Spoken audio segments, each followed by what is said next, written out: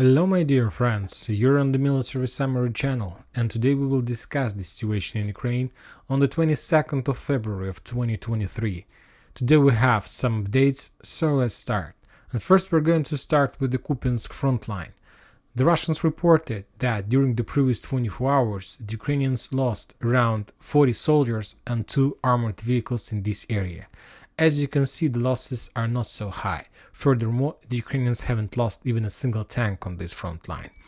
During the previous weeks, we received a lot of updates about some progress in the vicinity of Dvorishne, Gorbovka, and we were expecting that the Russians from day to day should start offensive operation in the direction of Kupyansk, but for now, they still haven't started.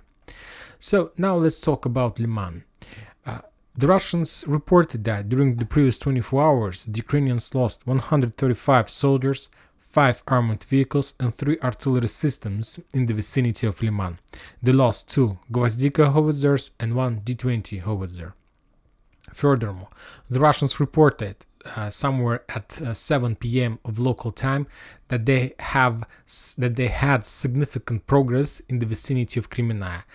The Ukrainian sources confirmed that as a result of today's offensive operation from the Russian side, the Ukrainians lost up to 4 kilometers of their territory, of their bridgehead in this area. For now, it is very difficult to understand where exactly the Russians were pushing.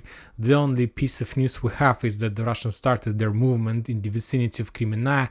I believe that the Russians were heading in direction of Terny, Novolubovka, Nevska from this back.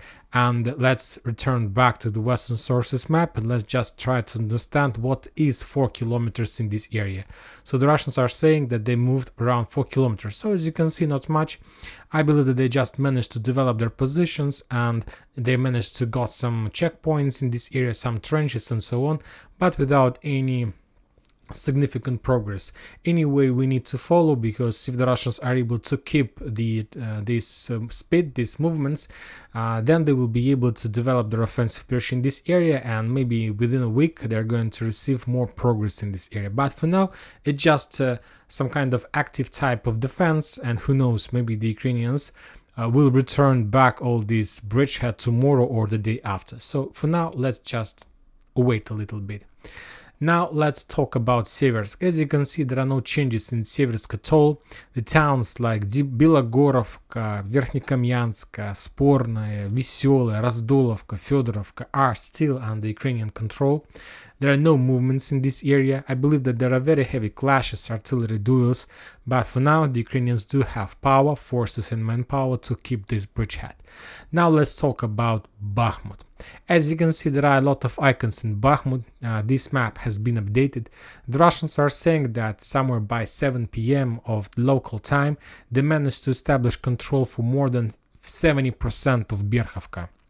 And I believe that tomorrow in the morning we are going to receive more updates and the Russians will confirm the real control, 100% control over this town Berkhovka, and after that they will be able to increase the pressure in direction of Yagidne and in direction of Dubovo-Vasilyevka.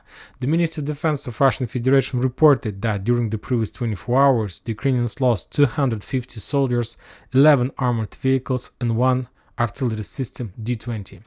Furthermore, if we take a look at the eastern part of Bakhmut, as you can see, the Russians developed significant progress in this area. They managed to establish bridgehead in the northeast part of Bakhmut, and there are heavy clashes in the vicinity around this industrial zone. This is some kind of meat plant or something like this. The Ukrainian still controls this area. The Russians developed significant progress their bridgehead in the eastern part of Bakhmut. This map is not updated, but you see that there is an arrow, and the Russians confirmed that during today they established control all over these high buildings in the eastern part of Bakhmut. So I believe that tomorrow we are going to see at least the progress until the, let's say, this gray line. So all this territory until the gray line will be under Russian control. Furthermore, as you can see on the south, the Russians also developed their bridgehead to the east, and they almost reached the river Bakhmutka. in this area. And if the Russians are able to do this, we understand that entire south part that located between Oputna and this bridgehead will be collapsed automatically. So I expect that within a week the Russians will be able to establish control over the eastern part of Bakhmut, and they will get this river Bakhmutka that split this town into two parts. Furthermore, within a week, I believe that the Russians are able to establish control over Berkhovka, Yahidne, over the railroad station Stupki, and they are able to reach this industrial zone on the north of Bakhmut. But as you can see, the Ukrainians are not planning to give up and are not planning to retreat from Bakhmut. When talking about south, as you can see, there are no changes, but the Russian source map is not updated. During the previous days, the Ukrainian sources reported and the Russians confirmed that Ukrainians made counter-offensive operation in the vicinity of Ivanovska, and as far as I know, the Russians were forced to step back from this bridgehead. For now, it's very difficult to understand where is the real Russian position in this area. If we take a look at the Western sources map, they're showing, like, maybe they're showing the real progress, that most of the part of this forest that located on the west south of Ivanovska is under Ukrainian control. So the Russians were forced to step back, and the reason is that the lack of artillery shells. And furthermore, the thing is that the Russians were forced to redeploy a lot of forces from the south to the north because there are very heavy clashes. And for now, at this stage of storming Bakhmut operation, this area on the north is the most important for the Russians. First, they need to take control over Berkhovka, Dubov, Vasilievka, Yahidne, and maybe after that they will return some forces to the south and they will try to complete the mission, the storming operation of Ivanovskaya.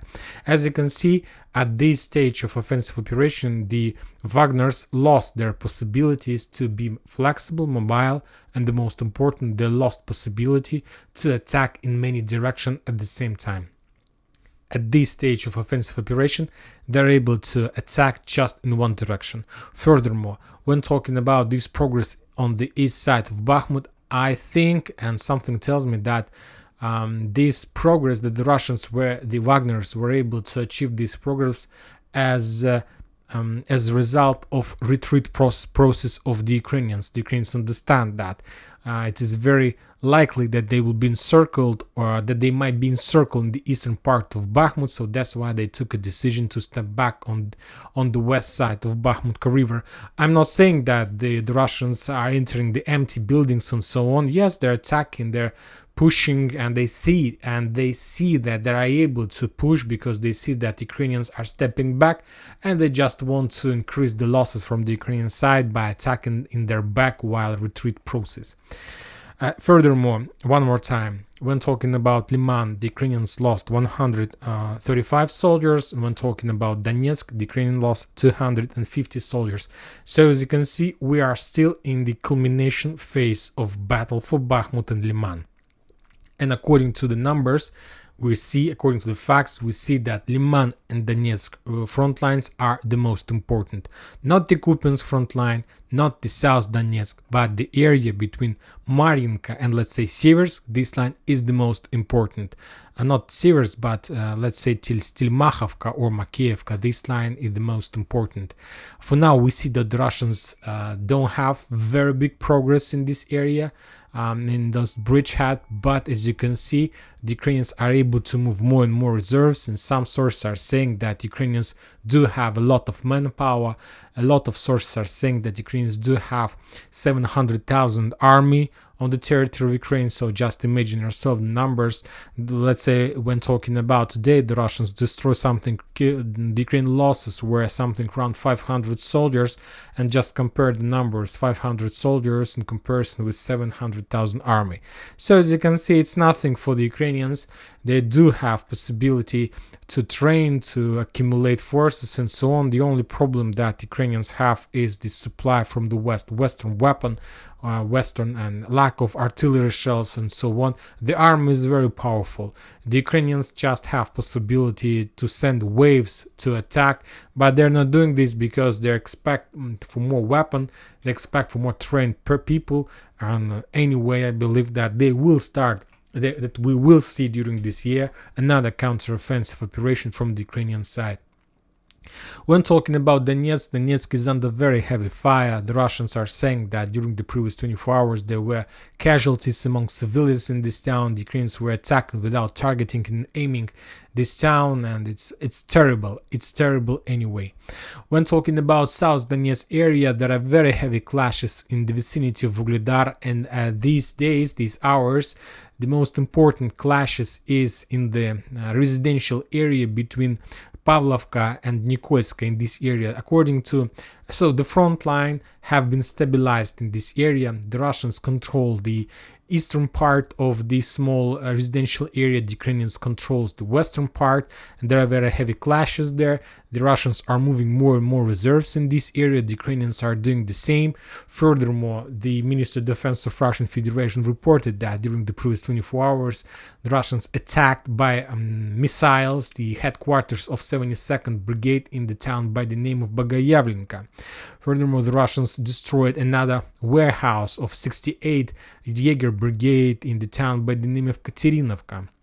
And furthermore, the Russians, as a result of clashes during the previous 24 hours, the Ukrainians lost 65 soldiers, 5 armored vehicles, and 2 artillery systems, 1 D-20 and 1 D-30 howitzer.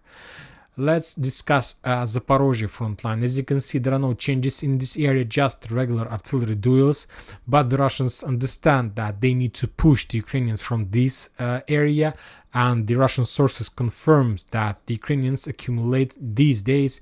The Ukrainians accumulates their forces in Zaporizhia and in Dnipro with one purpose, during April and May, to start their own greatest offensive operation in direction of Melitopol, Berdyansk and Tokmak. The Ukrainians intelligence are saying that they expect the heaviest clashes in the middle part of spring, till the end of spring. So somewhere in the middle of April, the Ukrainians are planning to start their own greatest counteroffensive operation. They expect that it will take up to a month and a half, and somewhere by the beginning of the summer, the Ukrainians expect that they are able to take control over Melitopol and to get the border of Crimea. And after that, maybe the Ukrainians will take a decision whether to continue their offensive operation on Crimea or to start negotiation process with the Russians. Everything is very interesting because we expect these days the counter-offensive operation from the Russian side, but as you can see, the greatest Russian offensive operation hasn't been started yet. So as you can see, there are going to be a very short distance between two counter-offensive operations. And I believe that Ukrainians, if you remember, few weeks ago they reported that they were planning to start greatest offensive operation at the beginning of April, the end of March. Now they're saying about the end of the middle of April and till the beginning of summer. So as you can see, that means that Ukrainians are not going to start any offensive operation until the Russians finishes their own offensive operation. So that's why everybody expected that the Russians were going to start their offensive operation in February, in January.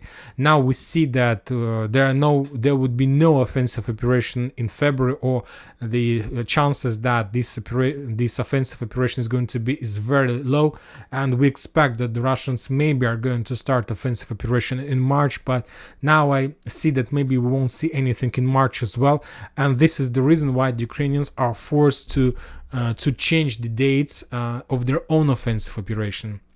What does it mean? The Ukrainians expect that they think and they are doing everything they can for one purpose: to prepare the defense lines, to stop, to hold, and to defeat the Russians during the Russian offensive operation. And after that, while the Russians are weak, they will start their own counter-offensive operation. And this is a perfect plan, of course. This is the very perfect plan. They have manpower up to from 7,000 till 1 million army. They're going to receive a lot of Western weapons for this offensive operation. The only minus and the only negative side of this plan is that the Ukrainians relies on the fact that the Russians are going to start their own counter-offensive operation. But when talking about the Russians, they understand the situation as well. And if the Russians want to start counter-offensive operation, and if there is a chances that they might be defeated, it's a very stupid thing to start offensive operation without announcing about another wave of mobilization. So if the offensive operation is going to take, let's say, up to 1 month or two, then that means that the Russians need to start mobilization a month before. So they still haven't started anything. I believe there is another way of developing the situation in Ukraine, and maybe the Russians are not going to start any offensive operation. They will try, and maybe these days the Russians are going to do one important thing.